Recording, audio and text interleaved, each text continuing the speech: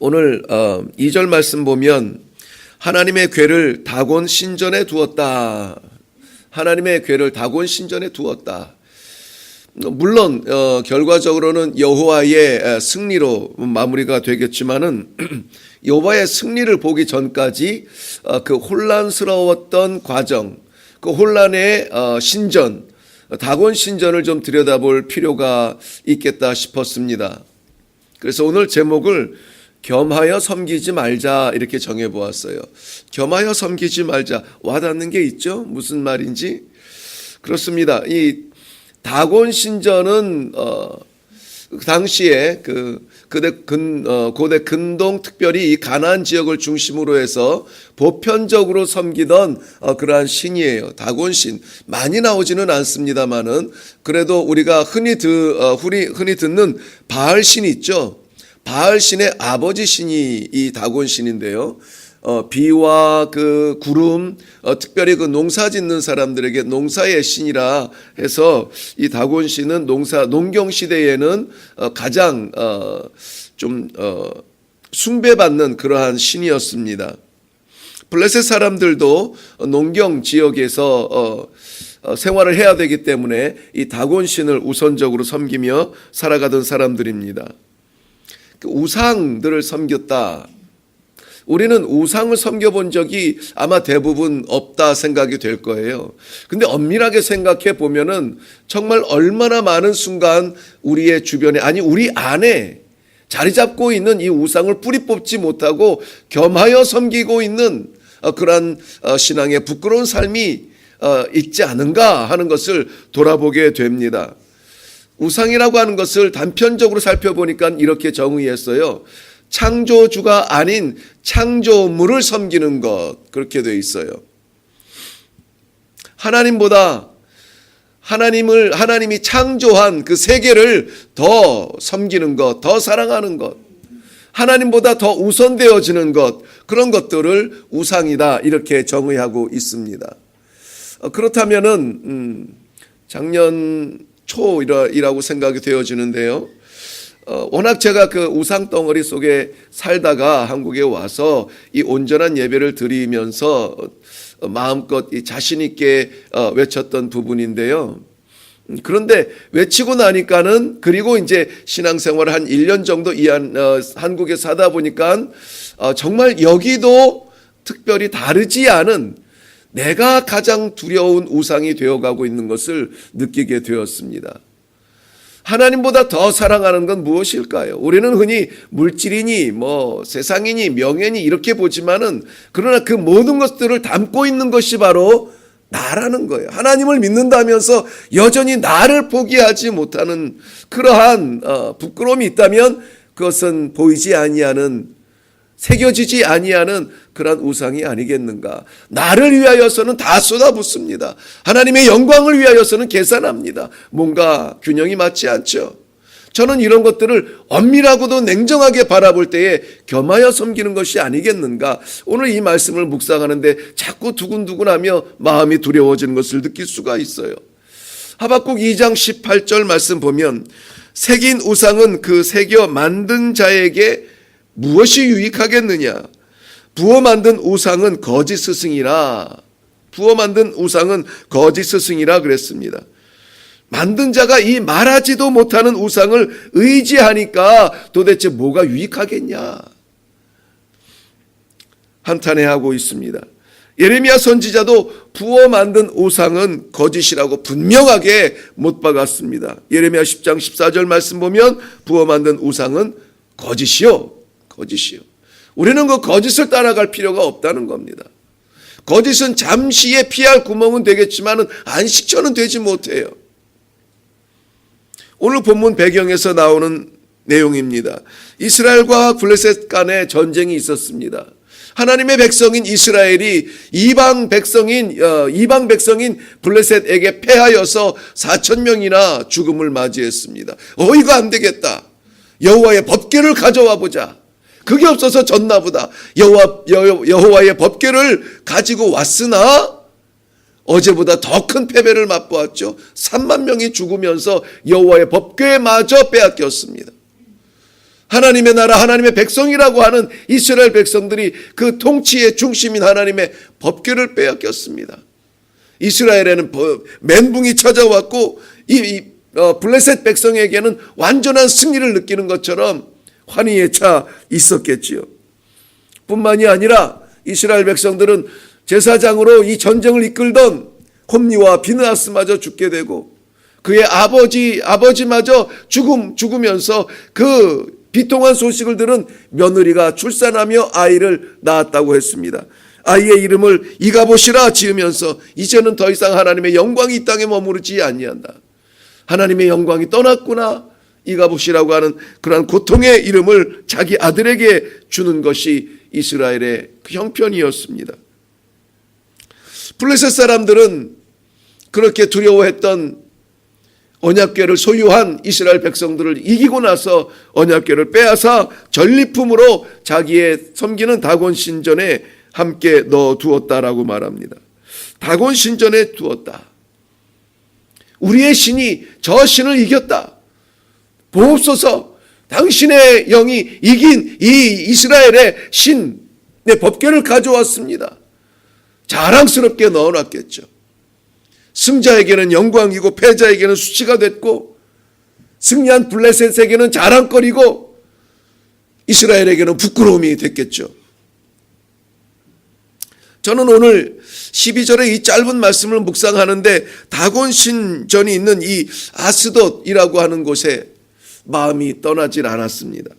왠지 이 아스돗, 다곤 신전이 있는 이 아스돗이라고 하는 도성이 사람의 마음 같았어요. 사람의 마음. 기쁨과 환락과 성공의 그 행복을 위하여서 그저 긁어모으는 이신 저신 가리지 않고 긁어모으는 다곤 신전이 우리 마음 중심 같은 사람의 마음에 있는 마음 창고 같은 그러한 생각이 들었다는 것입니다. 우리의 신앙은 절대 하나님을 추가적인 요소로 생각해서는 안 돼요. 이것저것 가지고 거기에 하나님도 계시면 좋지.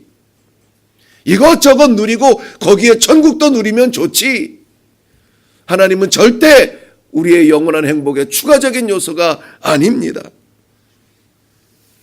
하나님의 기쁨을 위하여서 드려진 삶을 여러분 보았습니까? 아니면 그러한 삶을 살고 계십니까? 하나님의 기쁨을 위하여서 드리는 사람들의 삶은 언뜻 보면은 이상한 것 같지만은 그들에게는 슬픔과 고통이 보이잖아요. 참 미련하고 바보같이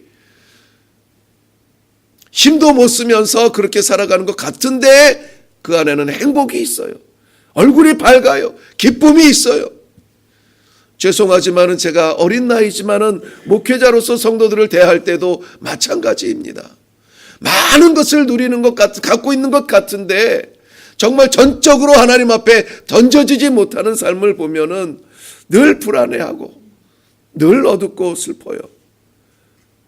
그러나 아무도 알아주지 않는 그 자리에서 그저 하나님의 일이기 때문에 하나님의 영광과 기쁨을 위하여서 그저 섬기는 그 모습을 보면은요, 아이 같은 모습이 보여요. 천진해요. 밝아요. 기쁨이 보여요. 그게 행복이라고 저는 생각이 되어집니다.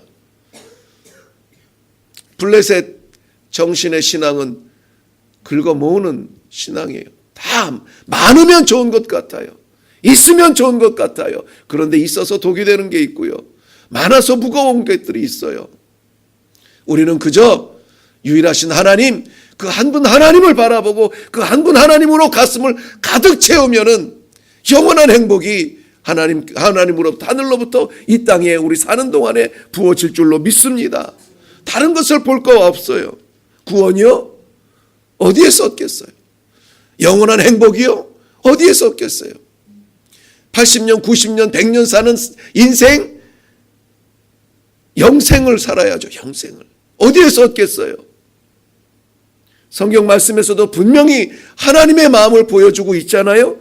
여호와는 내게 복을 주시고 너를 지키시기를 원하며 여호와는 그의 얼굴을 내게 베푸사 은혜 베푸시기를 원하며 여호와는 그의 얼굴을 내게 향하여 드사 평강 주시기를 원하노라. 누가 원한다고요? 여호와가 원한다. 여호와의 원함이에요. 내가 원하는 게 아니에요. 여호와는 원해. 여호와가 원하는 거예요. 그거 잡으면 되는 거잖아요.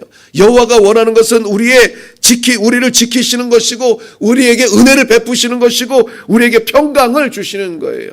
이 평강은 우리와 하나님과의 막혔던 담이 무너지는, 소통이 되어지는 평강을 말하거든요. 그렇다면 우리가 하늘과 같아지는 거예요. 이것은 우리의 원함이 아니라 하나님의 원함이에요. 우리는 우리 작은 이 아픈 고통, 아픈 삶에, 답답한 삶에 하나님 와서 좀 고쳐주세요 하고 이 삶에 하나님을 채우려고 해요.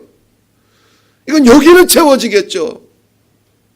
그것이 아니라 정말 지혜로운 신앙은 이 가슴도, 이 고통도, 이 아픔도 아버지께 맞춰주고 아버지께 나아갈 때 완전한 걸로 채워지는 거예요. 그것이 사무엘서의 정신이에요. 고난의 자리에 영광이 내려와서 나를 만족시키는 것이 아니라 이것마저도 아버지께 돌려드립니다. 아버지께서 채워주시고 아버지의 나라에 맞게 고쳐주세요. 고난에서 영광으로 해요.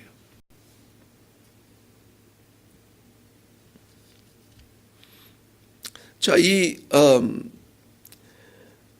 다곤의 신전에 자기네들이 승리한 신들마다 이렇게 가득 이 신, 저 신, 우상들을 자꾸 채우면은 행복할 줄 알았어요. 뿌듯할 줄 알았어요. 자랑스러울 줄 알았어요. 그런데 이상한 일이 생겨요. 다곤 신전에 보니까 다음날 일어나서 보니까 하나님의 궤 앞에 자기들의 주 신인 다곤 신상이 털퍼덕 엎드려져 있어요. 이게 무슨 일이야? 이럴 수는 없어. 다곤 신상을 세워놓습니다. 다음날 보니까는 이번에는 더 끔찍한 일이 일어나요. 목과 팔목이 다 잘라지고 팔목이 문지방에 걸쳐져 있고 다시 엎드려져 있어요. 뿐만이 아니라 그 아스도르세는 하나님께서 질병을 번역을 하다 보면은 이것이 그 흑사병 같은 거예요. 흑사병 같은 건데요. 그 질병이 퍼져서 사람들이 죽어져 나갑니다. 야, 이게 어디서 이것 때문에 안 되는 건가 보다. 하나님의 영광이 거하지 못할 곳에 우상의 자리에 같이 담았을 때에 생겨나는 이 불협화음 때문에 생기는 고통들, 이거 여기서 있으면 안 되겠다. 다른 도시로 옮겨놓습니다. 그 도시도 마찬가지. 또 다른 곳으로 옮깁니다. 거기도 마찬가지예요. 하나님의 말씀, 하나님의 약속, 하나님의 언약궤는 하나님의 백성 우리 안에 있을 때에 영광을 받으실 수가 있는 겁니다. 우리는 온전히 하나님을 바라보는 것이 우리의 신앙의 중심이 되어야 될 줄로 믿습니다.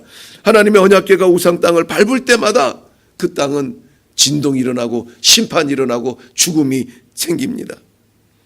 절대로 우리는 겸하여서 섬길 수가 없다는 것입니다. 죽지 않고 살아남은 자들이 버틸 수 있을 것 같았는데 오늘 마지막 12절 말씀 보니까는 죽지 않고 살아남은 자들에게 독한 종기를 치심으로 성읍의 부르짖음이 여전히 하늘에 사무쳤다라고 말합니다. 하늘에 사무쳤다. 자, 하나를 깨끗이 비우는 게 좋겠어요. 우리의 마음에 하나를 아니면은 여럿을 깨끗이 정리하고 오직 하나님의 말씀이에요. 하나님의 언약이에요. 하나님의 언약의 약속, 언약의 그 말씀, 그것만 가득 채우는 우리 마음이 되면 좋겠어요. 우리 마음이 다시 돌아왔을 때 다곤 신전처럼 지저분하고 부끄러운 것들로 채워지지 않기를 바랍니다. 하나님의 언약궤는 하나님의 사람들에게 있어서 임재와 보호의 상징입니다. 그러나 우상을 섬기는 자들은 반드시 심판을 받으며 반드시 고통과 죽음 가운데 거한다는 것이 오늘 본문이 보여주는 것입니다. 사는 길은 우상을 버리고 하나님의 말씀, 하나님의 약속, 하나님의 언약궤를 붙드는 것입니다. 세상 것에 피조물의 머리를 조아리고 이것저것에 마음을 빼앗기고 어디로 갈지 갈 바를 알지 못하며 선택을 정하지 못하는 그러한 자리에서 오늘 기도 가운데 분명하게 우리가 붙들어야 될 것 하나, 하나님 허락하여 주시옵소서.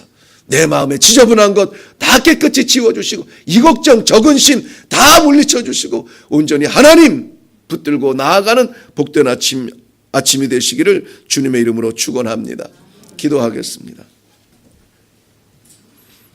살아계신 아버지 하나님, 눈발을 헤치고 미끄러운 길의 위험을 무릅쓰고 주님 이 새벽에 올라온 하나님의 백성들을 보시옵소서. 이들을 향한 하나님의 그 원함, 그 뜻을 이루어 주시되 평안을 주시며 회복을 주시며 고침을 주시며 열린 길을 열어 주시되 하늘문을 열어 주시옵소서. 그래서 여호와 하나님 아버지, 이 새벽을 찾은 주의 백성들에게 하나님으로 가득 찬 가슴으로 내려갈 수 있도록 축복하여 주옵소서. 살아가는 세상 것에 마음 빼앗기지 못하도록 재물이나 명예나 장수나 욕심들이 우리의 마음을 혼란스럽게 못하도록 하나님으로 가득 차 행복한 찬송으로 내려가는 이 아침이 되게 하여 주시옵소서. 감사드리옵고 예수님의 이름으로 기도하옵나이다. 아멘.